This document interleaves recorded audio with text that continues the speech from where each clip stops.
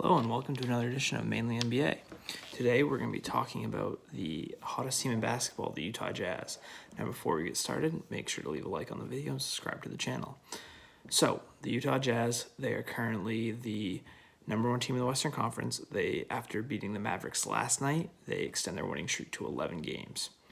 They are currently, I believe, third in defense as of right now and fifth in offense, which is outstanding. They're shooting threes at a really high rate. They have a bunch of guys that can defend and a bunch of guys that can play off Donovan Mitchell and Rudy Gobert very well to play to their strengths. And those two are obviously the two guys that are really building around on this team. But I do see a need for improvement.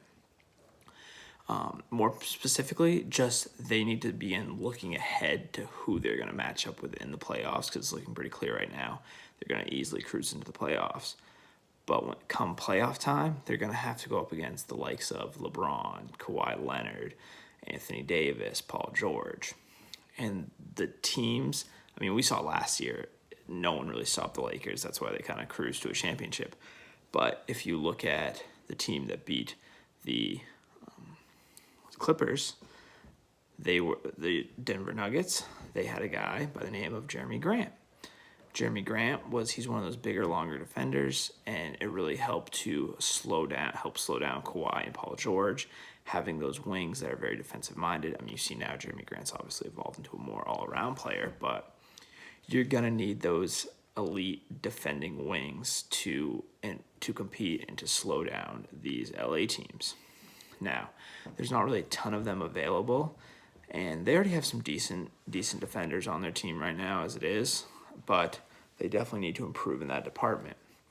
Now, some of the guys I was thinking was maybe you could throw out PJ Tucker, maybe you get not Paul George, maybe you get out Rudy Gay, maybe you could even try to get, I mean, it'd be tough to get OG Anunoby out of Toronto, but those types of players are the players that the Jazz are going to need to acquire in order to actually be a serious playoff contender. Until they get another one of those guys that can actually help slow down those star players on the LA teams, they're really not going to have a chance in a 7-game series. I don't expect to go past 5 games if they just stick with the squad they have now. Because part of the Jazz's success this year is their depth, and depth matters a lot less in the playoffs, because when Anthony Davis and LeBron are playing 42 minutes a game, it really doesn't matter that Jordan Clarkson and Derek Favors are giving you great bench minutes. I mean, it helps, especially during the regular season, but come playoff time, the rotations get a lot shorter, and it's more important to have that star power. Now, you're not probably going to get one of those wings that's necessarily star power, but you're going to need to throw a lot of different bodies at LeBron.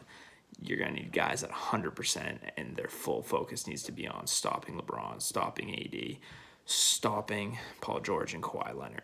And I think adding one of those wings would give the Jazz at least a chance to make a competitive series. I still think it's going to be really tough to beat the Lakers. I think they're an outstanding team, and I really don't see a whole lot of flaws or a whole lot of weaknesses in them that you can easily exploit and easily beat. And I still think they're probably going to repeat.